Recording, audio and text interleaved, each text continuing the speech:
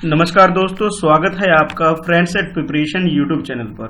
और इस चैनल पर रोज शाम को 7 बजे मैं आपके लिए लेके आता हूँ टीचर सिलेक्शन एग्जाम से रिलेटेड ये टेस्ट सीरीज, जिसमें हम बात करते हैं TGT, PGT, PRT selection exam जो इनके लिए कंडक्ट कराती है डीएसएसबी और केवीएस, और बाकी जो स्टेट गवर्नमेंट जो एग्जाम कंडक्ट कराती है, तो उसमें जो क्वेश्चन पूछे जाते हैं उसके बारे में हम डिस्कस करेंगे। ठीक है, तो ये teaching pedagogy, teaching psychology, child development, इन टॉपिक पर ये वीडियो फोकस रहेगी। चलिए स्टार्ट करते हैं। इसके अलावा अगर आप टेट, सीटेट वगैरह एग्जाम की भी तैयारी कर रहे हैं तो उसके लिए भी काफी यूजफुल है ये वीडियो। चलिए स्टार्ट करते हैं फिर क्वेश्चन के साथ। Which of the following cognitive verbs are used to analyse the information given. आपको ये बताना है कि कॉग्निटिव वर्ब की तरह से, कॉग्निटिव जो होता है यानी कि संज्ञानात्मक क्रिया के तहत आपको ये बताना है कि भाई कौन से वर्ड यूज किए जाते हैं बेस्ट तरीके से एनालाइज करने के लिए किसी इंफॉर्मेशन को। तो आपके पास 4 ऑप्शन है। और फर्स्ट ऑप्शन आपका ए है identify, B differentiate, C classify and D describe. ये कुछ 4 साइकोलॉजिकल टर्म्स हैं जो यूज किए जाते हैं किसी भी इंफॉर्मेशन को एनालिसिस करने के लिए। तो आपको बताना है कि भी ये कॉग्निटिव वर्ब के लिए कौन सा यूज किया जाता है। करेक्ट आंसर आपको बताना है। एक बार आप अटेम्प्ट करिए क्वेश्चन को। तो इसका जो करेक्ट आंसर है इसका बी यानी कि डिफरेंशिएट। एनालाइज यानी कि डिफरेंशिएट करने के लिए कॉग्निट एज ए डिफरेंशिएट वर्ड को, टर्म को यूज किया जाता है एज ए कॉग्निटिव वर्ब की तरह। ठीक है, चलो अब देखते हैं नेक्स्ट क्वेश्चन। तो नेक्स्ट क्वेश्चन आपके लिए कुछ इस तरह से है। एक केस स्टडी है, केस स्टडी को समझते हैं। मैं बार बार कहता हूं केस स्टडी काफी इंपॉर्टेंट होता है। क्यों? आप क्वेश्चन को पढ़ेंगे ज्यादा क्लियर होगा क्या है इसके अंदर। तो केस स्टडी आपके लिए ये है। Rajesh is a voracious reader. Apart from study his course book, he often goes to library and reads book on diverse topic. Rajesh क्या एक तरह से बहुत पढ़ने लिखने वाला एक बच्चा या इंसान है। ठीक है, और उसकी पढ़ने लिखने के अलावा मतलब जो नॉर्मल जो स्टडीज हैं, जो कोर्स से रिलेटेड है, इसके अलावा उसे लाइब्रेरी जाने का भी बहुत शौक है और वो जाता भी है। और उसके अलावा जाने के अलावा वो अलग अलग डिफरेंट टॉपिक का, अदर देन उसके सिलेबस के अलावा जो टॉपिक है उसके ऊपर भी वो काफी चीज टॉपिक के ऊपर पढ़ाई करता है। Rajesh does his project even in the lunch break. और वो एक फीचर उसके अंदर ये है कि वो अपने जो प्रोजेक्ट वर्क जो मिलता है उसे, असाइनमेंट वगैरह जो कुछ काम मिलता है, तो कई बार तो वो लंच में ही अपना ये काम कंप्लीट कर लेता है। उसके अंदर ये टेंडेंसी है, उसकी काम करने का एक तरीका है उसके अंदर। It does not need prompting by the teachers और parents to study for the test and seems to truly enjoy learning. तो मतलब इस जो राजेश है, इसके मतलब एक फीचर मैंने आपको बताया कि उसे पढ़ने का शौक है। दूसरा ये एक लाइब्रेरी जाने का शौक है, लाइब्रेरी में अलग अलग डिफरेंट टॉपिक को पढ़ने का शौक है। अच्छा, इसके अलावा वो लंच ब्रेक में ही या ड्यूरिंग लंच ये क्या करता है, अपने प्रोजेक्ट वगैरह जो काम वगैरह मिलता है उसे निपटा लेता है, कंप्लीट फिनिश कर देता है। और उसको कभी ये कहने की जरूरत नहीं पड़ती किसी भी टीचर को या उसके पेरेंट्स को, कभी कहने की जरूरत नहीं पड़ती कि बेटा टेस्ट आ रहे हैं, एग्जाम आ रहे हैं, इसकी पढ़ाई कर लो, प्रिपरेशन कर लो। वो खुद ही कर लेता है। यानी कि कहने का मतलब वो काफी सिंसियर लग रहा है ऐसे मतलब उसके बिहेवियर को देख करके, है ना कुछ। तो आपको ये बताना है कि ही कैन, तो आपको इसको डिस्क्राइब करना है इस राजेश के बारे में कि कैसा बच्चा है या कैसा स्टूडेंट है ये। Rajesh can be best describe as an, तो आप उसको बेस्ट तरीके से कैसे डिस्क्राइब कर सकते हो राजेश को, राजेश के बारे में इतनी इंफॉर्मेशन जानने के बाद। तो फर्स्ट ऑप्शन आपके पास है तो फैक्ट सेंटर्ड लर्नर, कि वो फैक्ट के ऊपर इंफॉर्मेशन के ऊपर बेस्ड पढ़ने वाला एक लर्नर है, ये बोला गया है फर्स्ट ऑप्शन में। सेकंड ऑप्शन में आपसे बोला गया है कि टीचर मोटिवेटेड लर्नर, कि वो टीचर ने उसे एक मोटिवेट किया हुआ है और टीचर की वजह से वो काफी मोटिवेटेड है और वो इस तरह से पढ़ाई वगैरह ये जो स्टडी रिलेटेड वर्क करता है, ये बोला जा रहा है ऑप्शन बी में। सी में आपसे बोला जा रहा है असेसमेंट सेंटर्ड लर्नर, यानी कि वो अपने असेसमेंट के अकॉर्डिंग, कि उसे क्या पढ़ना है अपने सिलेबस के अकॉर्डिंग ही पढ़ने वाला, मतलब जो एग्जाम के अकॉर्डिंग पढ़ने वाला एक स्टूडेंट है। आप उसको इस तरह डिस्क्राइब कर सकते हैं। लास्ट में उसे डी ऑप्शन में आपसे बोला जा रहा है कि वो जो क्या नाम है, जो राजेश है वो इंस्टेंटली मोटिवेटेड लर्नर है। वो खुद ही इंस्टेंटली खुद ही मोटिवेटेड है, मतलब किसी को उसको मोटिवेट करने की जरूरत नहीं, वो इंटरनली वो खूब अपने आप ही मोटिवेटेड है, उसे मतलब किसी को कुछ कहने की जरूरत नहीं पड़ता, वो स्टडी पे वेल मोटिवेटेड स्टूडेंट है, लर्नर है ये। तो करेक्ट आंसर आपके अकॉर्डिंग क्या है वो बताना है आपको। तो इसका जो करेक्ट आंसर है, चारों में जो बेस्ट आंसर जो पिक कर सकते हैं हम लोग, वो कर सकते हैं डी। क्यों? क्योंकि वो खुद से ही कर लेता है सारे काम, यानी कि उसमें फैक्ट सेंटर तो है, फैक्ट सेंटर के अलावा वो क्या है, डाइवर्स टॉपिक के भी अदर देन सिलेबस भी पढ़ लेता है, तो फर्स्ट तो नहीं हो पाएगा। सेकंड वाला टीचर मोटिवेट, टीचर को मोटिवेट करने या बोलने की जरूरत नहीं पड़ती, खुद ही पढ़ लेता है। और सिर्फ असेसमेंट बेस नहीं पढ़ता वो, उसके अलावा भी, यानी अदर देन सिलेबस के अलावा भी वो स्टडी करता है, यानी कि खुद से मोटिवेटेड है, इंटरनली मोटिवेटेड है, और डाइवर्स टॉपिक पे भी वो पढ़ाई करता है अपनी। तो करेक्ट आंसर इसका डी हो गया। चलिए अब देखते हैं नेक्स्ट क्वेश्चन। तो नेक्स्ट क्वेश्चन में आपके लिए क्या है, जरा पढ़ते हैं इस क्वेश्चन को, समझते हैं पहले।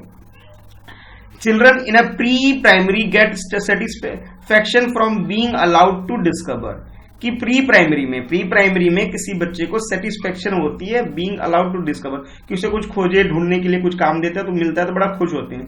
दे become distress when they are discourage and they do so due to their motivation do. मतलब जो बच्चे जो प्राइमरी से पहले के जो छोटे बच्चे जो होते हैं, मतलब बिल्कुल लिटिल किड जो होते हैं, उन्हें अगर आप कुछ डिस्कवर करने का, कुछ बाहर निकल के कुछ ढूंढने ढांढने इस तरह का काम दोगे तो बड़े खुश होते हैं, लेकिन जब आप इस सब चीजों के लिए मना करते हैं तो वो काफी डिस्करेज होते हैं। तो आपको ये बताना है कि दे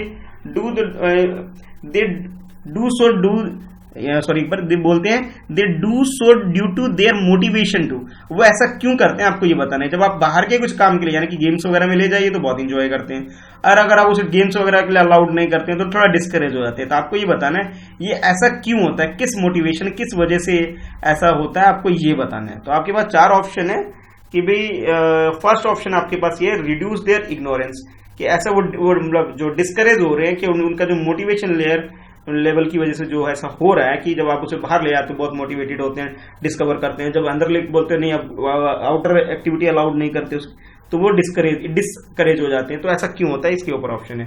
तो पहला बोला है reduce and their ignorance, reduce करते हो जब आप इग्नोरेंस करते हो जब उसकी वजह से। बी में आपसे बोला जाए एफिलिएट विद द क्लास, जब वो उसके कक्षा के अनुसार कमरे के अंदर जब पढ़ाते हो इसकी वजह से ऐसा होता है।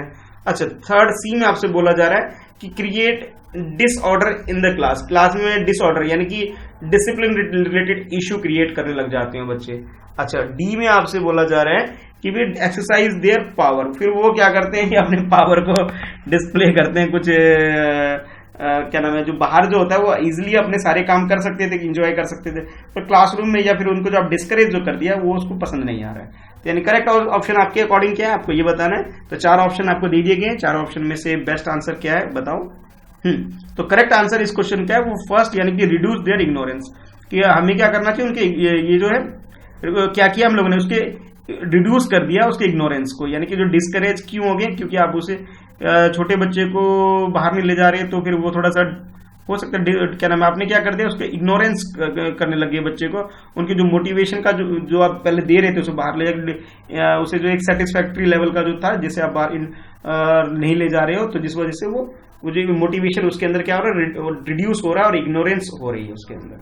ठीक है, चलो अब देखते हैं नेक्स्ट क्वेश्चन। क्वेश्चन नंबर 4 आपके लिए ये है, understanding human growth and development enable a teacher to, जब आप एक एज ए टीचर जब आप ह्यूमन ग्रोथ एंड डेवलपमेंट के बारे में जान जाते हो, ठीक है, ह्यूमन ग्रोथ कैसे हो रहा है, डेवलपमेंट कैसे होता है, इस इश्यू को अगर आप समझ लेते हो, इस टॉपिक बहुत क्लियर है आपका, कहने का मतलब है साइकोलॉजिकल पार्ट अगर आपके टीचर से रिलेटेड जो एजुकेशन आप रिसीव करते हो, ट्रेनिंग कोर्स करते हो, उसमें अगर आप ग्रोथ एंड डेवलपमेंट की नॉलेज अगर आपको है तो उससे आपको क्या फायदा है, क्या आपको एनेबल करे, बीइंग ए टीचर आपके लिए कैसे यूजफुल है, उसके बारे में पूछा जा रहा है। तो 4 ऑप्शन है आपके पास, 1 बाय 1 देख लेते हैं भी क्या है। फर्स्ट ऑप्शन है आपके पास gain control of learners emotion while teaching, तो जब आपके पास ग्रोथ एंड डेवलपमेंट की नॉलेज है, इंफॉर्मेशन है आपके पास, अगर आप अच्छी नॉलेज रखते हैं तो इससे आप क्या कर सकते हैं कि स्टूडेंट के इमोशन को कंट्रोल कर सकते हो, और उसके इमोशन को कंट्रोल करने के लिए आपके पास एक एज होगा, आपके पास एक फायदा रहेगा आपको कि आप उसके इमोशन पे कंट्रोल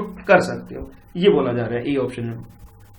बी ऑप्शन में आपसे बोला जाए be clear about the teacher teaching diverse learner, की आप जो डाइवर्स लर्नर जो होते हैं, जो नॉर्मल क्लासरूम से अलग हटके जो होते हैं, यानी कि जो स्पेशल नीड वाले जो चिल्ड्रन होते हैं, उसको पढ़ाने में आप जो पढ़ाने में बड़ा क्लियर हो गया, आपको उसको कैसे डील करना है उसके बारे में आपको काफी नॉलेज होगी और उनको आप बहुत अच्छे से टैकल कर सकते हो, ये ऑप्शन बी में बोला जा रहा है आपसे। सी में आपसे बोला जा रहा है tell student how they can improve their lives, कि आप छात्रों को, स्टूडेंट को ये बता पाओगे आप कि वो कैसे अपनी लाइफ को इंप्रूव कर सकते हैं, मतलब अपने बेटर ग्रोथ एंड डेवलपमेंट एक बच्चा कैसे कर सकता है, उसके बारे में आप बच्चों को जानकारी दे सकते हो और इस तरह से उनका जो अच्छे से विकास आप करने में उनकी हेल्प कर सकते हो, ऐसा बोला जा रहा है सी में। अच्छा, डी में आपसे बोला जा रहा है कि practice are teaching in unbiased वे, यानी कि अनबेस्ड, बिना किसी पक्षपात के, यानी कि निष्पक्ष होकर के आप टीचिंग अपनी कर सकते हो अगर आपको ग्रोथ एंड डेवलपमेंट की अगर नॉलेज होगी तो करेक्ट आंसर आपके अकॉर्डिंग क्या है, एक बार अटेम्प्ट करिए। तो इस क्वेश्चन का जो करेक्ट आंसर है, करेक्ट आंसर है इसका बी, यानी कि be clear about the teaching diverse learner. Growth and development की अगर आपको प्रॉपर नॉलेज है, प्रॉपर अंडरस्टैंडिंग आपके अंदर है, तो जो डाइवर्स बच्चे, यानी कि नॉर्मल स्टूडेंट को तो कोई भी पढ़ा सकता है, कोई भी टीचर पढ़ा देगा, लेकिन जिस टीचर के पास ये अच्छी सी नॉलेज होगी ग्रोथ एंड डेवलपमेंट की, वो उनको एनेबल करती है, स्किलफुल बना देती है टीचर को, कि जो डाइवर्स लर्नर होते हैं, जो क्लास में जो डिफरेंट लर्नर जो होते हैं, जो उनके बारे में, यानी कि जो स्पेशल नीड वाले बच्चे होते हैं, उनको भी आप बहुत इजीली टैकल कर सकते हो, उनके बारे में आप बहुत क्लियर होते हैं कि उनको कैसे पढ़ाना है, कैसे उनको कंट्रोल करना है और कैसे उनको मतलब उनकी ग्रोथ के लिए आप हेल्प कर सकते हो, आप बड़े क्लियर होते हैं इस चीज को लेकर के। ठीक है, तो चलते हैं फिर नेक्स्ट क्वेश्चन की तरफ। तो नेक्स्ट क्वेश्चन आपके पास ये है, विच one of the following is true. आपको ये बताना इन चारों में से कौन सी बात सही है। तो करेक्ट स्टेटमेंट यानी ट्रू स्टेटमेंट आपको आइडेंटिफाई करना है, इसमें ट्रू स्टेटमेंट कौन सा है इस क्वेश्चन के अंदर। चलो पढ़ लेते हैं कि करके चारों स्टेटमेंट क्या है। तो फर्स्ट स्टेटमेंट आपके पास है, development and learning are unaffected by the socio culture context, कि सोशल और जो कल्चरल जो एक्टिविटी होती है, वो सब चीजें जो हमारे समाज में चल रही होती है, इसका डेवलपमेंट से कोई लेना देना नहीं है, ये बोला जा रहा है स्टेटमेंट फर्स्ट, यानी कि स्टेटमेंट 1 यानी ऑप्शन 1 में बोला जा रहा है आपसे। बी में आपसे बोला जा रहा है, student learn only in a certain way. जो स्टूडेंट होते हैं एक निश्चित तरीके से, एक सर्टन तरीके से सीखते हैं और उसको कोई डाइवर्स तरीका नहीं होता सीखने का, कोई एक तरीका होता है फिक्स, उसी तरीके से सीखते हैं, ऐसा बोला जा रहा है। सी में आपसे बोला जा रहा है, play is a significant for cognition and social competition, कि जो प्ले है यानी खेलना, जो है खेलने से क्या होता है, बहुत इसका एक बहुत मेन रोल है, एक सिग्निफिकेंट रोल है इसका कॉग्निशन के लिए और सोशल कॉम्पिटिशन के लिए, यानी कि अपने अनुभूति करने के लिए और अपने क्या नाम है सामाजिक, मतलब अपने खुद के बारे में भी और सामाजिक क्षमताओं के बारे में भी ये काफी यूजफुल है खेलना, प्ले। ठीक है, ये बोला जा रहा है ऑप्शन सी के अंदर। अच्छा, डी ऑप्शन में आपसे बोला जा रहा है कि questioning by teacher constrain cognitive development, यानी अगर टीचर क्वेश्चन करता है, ठीक है, क्वेश्चनिंग बाय टीचर, कि टीचर से क्वेश्चनिंग जो किया था उससे क्या होता है बच्चे का जो कॉग्निटिव डेवलपमेंट अच्छा से होगा, ये बोला जा रहा है। टीचर किसी बात पे स्टूडेंट पे क्वेश्चन करता है, बार बार उसे क्वेश्चन करता रहता है, उसमें बाधा डालता है, तो इससे क्या होता है उसका कॉग्निटिव डेवलपमेंट अच्छा होगा, ये बोला जा रहा है। तो करेक्ट आंसर आपके अकॉर्डिंग क्या हो सकता है, यानी ट्रू स्टेटमेंट आपके अकॉर्डिंग क्या है, पहले अटेम्प्ट करो फिर मैं सही वाला बताता हूँ। तो इस क्वेश्चन का जो करेक्ट आंसर है, करेक्ट आंसर है इसका सी, यानी कि play is a significant for cognition and social competition, कि जो प्ले है यानी कि एजुकेशन को तो सबको पता है इंपॉर्टेंस की, बहुत इंपॉर्टेंस है, उसके अलावा जो प्ले है यानी गेम्स का भी सिग्निफिकेंट रोल है कॉग्निशन के लिए, अपने आप को जानने, कॉग्निशन के लिए, अपने आप को जानने के लिए, अपने इंटरनली अपने आप को समझने के लिए और सोशल स्किल को डेवलप करने, यानी सोशल क्षमताओं को, सामाजिक क्षमताओं को भी विकास के लिए बहुत जरूरी है कि आपको खेलना बहुत जरूरी है, क्योंकि इसमें बहुत सारे लाइफ स्किल हम लोग सीख जाते हैं खेल खेल में। ठीक है, तो ये भी बहुत इंपॉर्टेंट पार्ट, यानी करेक्ट आंसर जो ट्रू स्टेटमेंट है वो सी हो गया।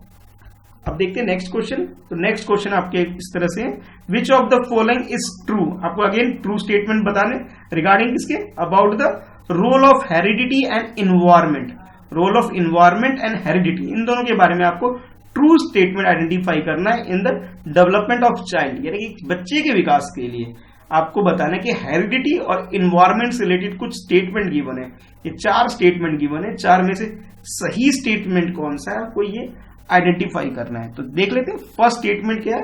ए ऑप्शन में आपके पास the relative contribution of peer and genes are not addictive, यानी कि जो कंट्रीब्यूशन जो पीयर्स का होता है, ठीक है, पीयर्स का यानी कि दोस्तों, साथी, ग्रुप का, और जीन्स का होता है, ये क्या है, नॉट एडिक्टिव है, ये ज्यादा मतलब जो एडिक्टिव नहीं, ज्यादा यूजफुल नहीं, कुछ इस तरह से बोल सकते हैं, इसका कोई योगदान नहीं है, ऐसा बोला जा रहा है ग्रोथ एंड डेवलपमेंट के लिए। अच्छा, बी में आपसे बोला जा रहा है कि heredity and environment do not operate together, ये दोनों चीजें एक साथ काम नहीं करती, ऐसा बोला जा रहा है ऑप्शन बी के अंदर, यानी कि एनवायरनमेंट और हेरिडिटी, ये दोनों अलग अलग काम करती है, एक साथ काम नहीं करते। बच्चे के in the development of the child both the thing do not work together. Heredity और इन्वायरमेंट एक साथ काम नहीं करते, इसके अंदर ये बोला जा रहा है। अच्छा, नेक्स्ट सी में आपसे बोला जा रहा है कि prosperity is related to the environment while the actual development required heredity. यानी कि प्रोस्पेरिटी जो है वो इन्वायरमेंट से रिलेटेड है, और जो हेरिडिटी है, हेरिडिटी जरूरत पड़ती है उसके डेवलपमेंट के लिए। यानी कि डेवलपमेंट के लिए हमें किसकी जरूरत है? सिर्फ हेरिडिटी की जरूरत पड़ती है, ठीक है। और इन्वायरमेंट की जरूरत उतनी नहीं होती जितनी ज्यादा जरूरत हमें किसकी होती है? हेरिडिटी की होती है। ये बोला जा रहा है सी स्टेटमेंट में। और डी में बोला जा रहा है both the heredity and environment contribute 50% each in the development of the child. यानी कि जो ये आपके पास जो हेरिडिटी और इन्वायरमेंट है, दोनों क्या करती है? दोनों का रोल होता है, दोनों का, ठीक है, दोनों का रोल होता है, लेकिन दोनों का रोल कितना? 50% 50%। तो करेक्ट स्टेटमेंट आपको बताना है इसके अंदर, करेक्ट स्टेटमेंट क्या हो सकता है। तो इसका जो करेक्ट स्टेटमेंट है कि करेक्ट स्टेटमेंट इसमें ये है कि ए के अंदर बोला गया है कि बोला गया आपसे the relative contribution of peer and group are not addictive. ये यूजफुल नहीं है, यानी कि ये थोड़ा सा यूजफुल नहीं है। तो इसका जो करेक्ट आंसर है, करेक्ट आंसर आपका हो गया ए, यानी कि the relative contributions of peer and genes are not addictive. यानी कि पीयर ग्रुप का जो कंट्रीब्यूशन होता है डेवलपमेंट में, और जो जीन्स का जो कंट्रीब्यूशन है वो एडिक्टिव है, यानी कि एक साथ नहीं होता है। क्यों नहीं होता है? क्योंकि जीन्स जो होता है ये ऑलरेडी बाय बॉर्न जो हमारे अंदर जो चीजें हमारे पेरेंट्स से मिलती है वो होती है, ठीक है। पीयर ग्रुप तो बाद में होती है, पीयर ग्रुप तो हमें बॉर्न के काफी सालों बाद हमें दोस्त मिलते हैं, यानी कि इन्वायरमेंट वाली चीज तो बाद में आती है, ये वाली चीज, और ये चीज बहुत पहले। यानी कि पीयर ग्रुप का जीन्स के अंदर कोई इम्पैक्ट नहीं डलता, कोई इसमें बेनिफिट्स नहीं पहुंचते पीयर ग्रुप का जीन्स के में कोई चेंजेस आने के लिए। तो यानी कि करेक्ट आंसर जो इसका हो गया वो हो गया ए हो गया। चलते हैं नेक्स्ट क्वेश्चन की तरफ। तो नेक्स्ट क्वेश्चन में आपसे पूछा जा रहा है कि सोशलाइजेशन या सामाजिकरण क्या होता है, इसके बारे में पूछा जा रहा है। तो चार ऑप्शन है आपके पास, चार ऑप्शन देख लेते हैं कि करके कि rapport between teacher and taught, कि टीचर ने जो पढ़ाया है वो और टीचर के बीच में जो रिलेशनशिप होता है उसको हम बोलते हैं सोशलाइजेशन। बी में आपसे बोला गया है कि process of modernising of society, यानी कि समाज का, सोसाइटी का जो आधुनिकीकरण जो होता है, यानी कि मॉडर्नाइजेशन जो होता है कि मॉडर्न चीजों में जो अडॉप्ट होता चला जाता है उसको हम कह सकते हैं सोशलाइजेशन, ठीक है। सी में आपसे बोला जा रहा है अडॉप्शन ऑफ सोशल नॉर्म्स, कि सोशल नॉर्म्स को, यानी कि जो सामाजिक नियम कानून जो होते हैं उस चीज को अपनाना या उसको अडॉप्ट कर लेना ही सोशलाइजेशन है। और सी के बाद डी में आपसे बोला जा रहा है change in the social norms, कि सोशल नॉर्म्स के अंदर जितने भी चेंजेस आते हैं, ठीक है, जो भी चेंजेस आते हैं उसे हम कह सकते हैं सोशलाइजेशन। तो करेक्ट आंसर एक बार अटेम्प्ट करिए आप, क्या है। तो इस क्वेश्चन का जो करेक्ट आंसर है, करेक्ट आंसर इसका हो गया सी हो गया इसका करेक्ट आंसर, यानी कि अडॉप्शन ऑफ सोशल नॉर्म्स, यानी कि समाज में जो नियम कानून बनाए गए हैं कि भी ऐसा करना चाहिए, ऐसा नहीं करना चाहिए, जो ट्रेडिशन या कस्टम है, जब हम उसको फॉलो करने लग जाते हैं, यानी कि समाज के साथ जुड़ने लग जाते हैं, वो चीज जो है उसे हम कहेंगे सोशलाइजेशन होना, यानी कि adoption of the social norms is called socialisation. The correct answer is C. तो सही आंसर इसका सी हो गया। अब देखते हैं नेक्स्ट क्वेश्चन। तो नेक्स्ट क्वेश्चन देख लेते हैं क्या है, केस स्टडी जैसा क्वेश्चन लग रहा है मुझे, तो एक बार पढ़ता हूं फिर समझाता हूं क्या है इसके अंदर। तो इस क्वेश्चन के अंदर है आपके लिए अ पीटी टीचर, एक पीटी टीचर के बारे में है। A PT teacher wants her student to improve fielding in the game of cricket, कि क्रिकेट का जो गेम होता है उस गेम के अंदर एक पीटी टीचर चाहता है कि जो उसके स्टूडेंट है उस फील्डिंग के पार्ट को अच्छे से करे, मतलब फील्डिंग अच्छी करे, कहने का मतलब है मैच में बैटिंग, बॉलिंग और फील्डिंग करना 3 पार्ट होते हैं क्रिकेट के अंदर, जैसा आप जानते हैं, ठीक है। तो उसमें बोला जा रहा है कि फील्डिंग को इंप्रूव करने के लिए पीटी टीचर कुछ करना चाहता है, उसके बारे में पूछा जा रहा है आपसे। Which one of the following strategy will best help student to achieve the goal, इस गोल को यानी कि फील्डिंग को इंप्रूव करने के लिए ये जो सबसे बेस्ट स्ट्रेटजी क्या हो सकता है, सबसे अच्छी रणनीति क्या हो सकती है, उसके बारे में आपसे पूछा जा रहा है।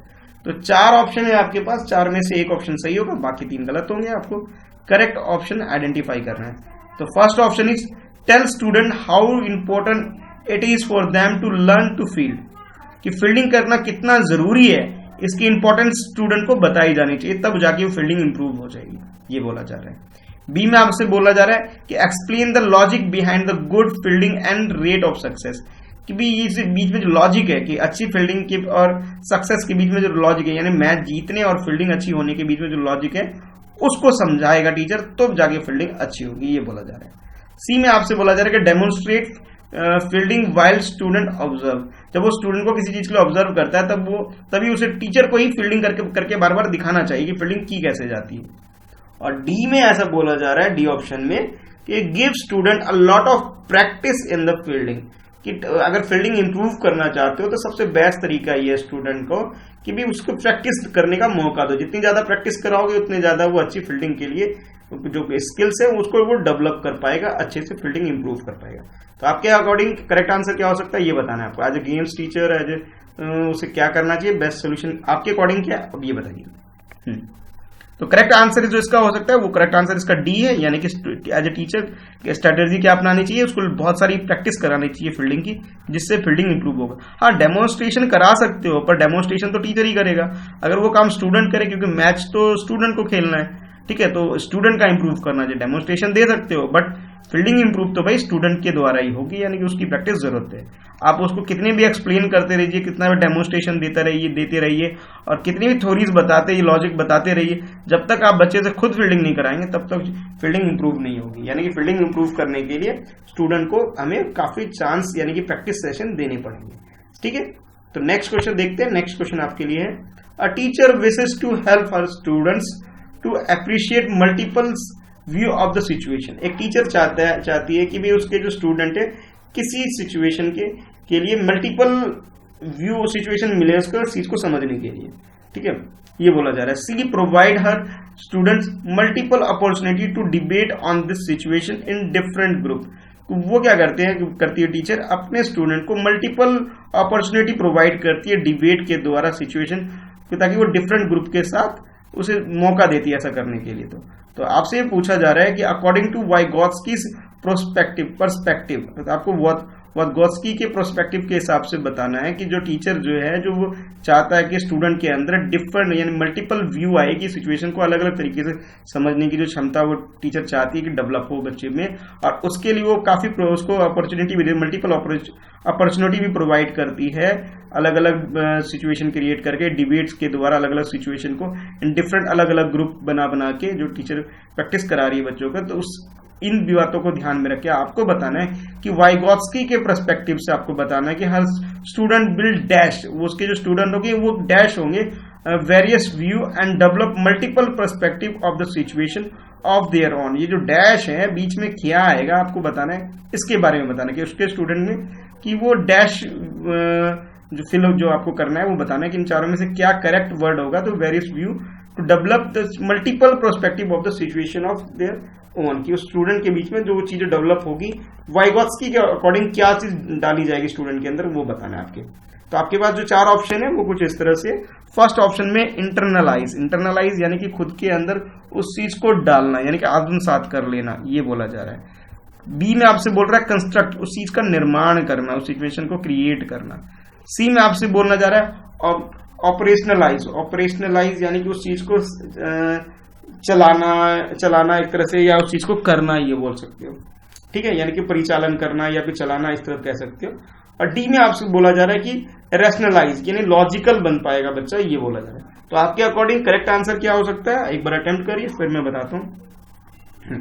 तो करेक्ट आंसर जो इस क्वेश्चन का यानी जो ब्लैंक को जो फिल करना है, तो करेक्ट आंसर इसका ए हो जाएगा। वो ए क्यों आप बताओगे, जब आप बच्चे को वैरायटी ऑफ सिचुएशन के लिए तैयार करना चाहते हैं तो उसे वैरायटी ऑफ अपॉर्चुनिटी देंगे तो वो डिफरेंट एक ही सिचुएशन को अलग अलग डायरेक्शन से अलग अलग दृष्टिकोण से बच्चा समझ पाएगा, यानी कि हर किसी के पॉइंट ऑफ व्यू को वो इंटरनलाइज कर पाएगा, अपने अंदर आत्मसात कर पाएगा। तो करेक्ट आंसर जो हो जाएगा, करेक्ट आंसर हमारा हो जाएगा ए इज द करेक्ट आंसर, ठीक है। वो अलग अलग लोगों क्या सोचते हैं उसकी जगह अपने आप को खुद को रख करके उस सिचुएशन को बच्चा समझ पाएगा, ठीक है। अच्छा, नेक्स्ट क्वेश्चन है, क्वेश्चन आपके लिए ये है कि Sita has learn to eat rice and dal with her hand. एक बच्ची है जिसका नाम सीता है जो कि अपने हाथों से चावल और दाल खाना सीख चुकी है, ठीक है। उसके बारे में आपसे पूछा जा रहा है question, when she is given dal and rice, जब उसे दाल और चावल दिया जाता है, she mix the rice and dal and start eating, तो वो दाल और चावल को मिक्स करती है और उसको खाना स्टार्ट कर देती है। तो ये जो बात आपको बताई है इसके अकॉर्डिंग आपको ये ये ब्लैंक जो इसे फिल करना है। क्या फिल करना है, पढ़ लेते हैं एक बार। सी हैज डैश, उसने जो बची है dash eating rice and dal into her schema for doing things. आपको जो डैश है इसको फिल करना है कि भाई जो बच्ची है जिसने चावल दाल जो खाना सीख लिया है या फिर उसे मिक्स करके खाना सीख लिया, उसके बारे में आपको ये बताना है। 4 ऑप्शन में से इस सेंटेंस में क्या फिल हम लोग कर सकते हैं। तो आपके पास ये 4 ऑप्शन है। फर्स्ट देख लेते हैं। फर्स्ट बोला जाए एकोमोडेट, अपने आप को एकोमोडेट कर लिया उसने, यानी कि एडजस्ट कर लिया है, अपने आप को समायोजित कर लिया है उसने कि भाई खाना कैसे खाया जाए, ये बोला जा रहा है फर्स्ट ऑप्शन में। सेकंड में आपसे बोला जा रहा है कि एसिमुलेट कर लिया अपने। एसिमुलेट का मतलब आत्मसात कर लिया अपने अंदर, वो इंटरनली उस चीज को डाल लिया अपने अंदर कि भाई कैसे खाना को खाया जाता है, चावल और दाल को, ये बताया जा रहा है। सी में आपसे बोला जा रहा है एप्रोप्रिएट, कि सी हैज एप्रोप्रिएट ईटिंग राइस, वो भी एक सही ढंग सीख गई है, ये बोला जा रहा है आपसे कि भाई खाना कैसे मिलाना है और खाना वगैरह इसके बारे में। और डी में बोला जा रहा है कि उसने स्टार्ट कर दिया है कि भाई चावल और दाल को कैसे खाया जाए, उसको स्टार्ट कर दिया है। ठीक है, तो आपको ये बताना है कि इनिशिएट का मतलब स्टार्ट करना या शुरू करना है, कह सकते हो आप। तो करेक्ट आंसर आपके अकॉर्डिंग क्या है, एक बार बताइए करेक्ट आंसर क्या हो सकता है। अटेम्प्ट करो, करेक्ट आंसर क्या हो सकते हैं। तो इस क्वेश्चन का जो करेक्ट आंसर है इसका बी, यानी कि एसिमुलेटेड, यानी कि उसने अपने आप को एसिमुलेट कर लिया, अपने अंदर वो चीज की स्किल को डेवलप कर लिया है कि कैसे चावल को और दाल को मिक्स करके खाना खाया जा सकता है। इस चीज के लिए वो एसिमुलेट कर चुकी है बच्ची। ठीक है, तो यानी कि जो ब्लैंक जो है यहाँ पे आप क्या फिल करेंगे आप एसिमुलेटेड। ठीक है, तो करेक्ट आंसर इसका हो गया बी। आज के लिए यही क्वेश्चन थे। ठीक है, तो मिलते हैं फिर नेक्स्ट वीडियो में। वीडियो आपको कैसा लग रहा है, कितने आपके स्कोर बन रहे हैं, कमेंट करके मुझे जरूर बताइए। डेली शाम को ये मैं वीडियो लेके आता हूँ, तो नोटिफिकेशन के लिए, नेक्स्ट वीडियो की नोटिफिकेशन के लिए आप चैनल को सब्सक्राइब कर लीजिए। Friends at preparation YouTube channel है, जहां मैं डेली शाम को टीचर सिलेक्शन एग्जाम से रिलेटेड कुछ क्वेश्चन के साथ एक डिस्कशन लेके आता हूँ आपके लिए। ठीक है, फिर मिलते हैं नेक्स्ट वीडियो में। कमेंट जरूर करना।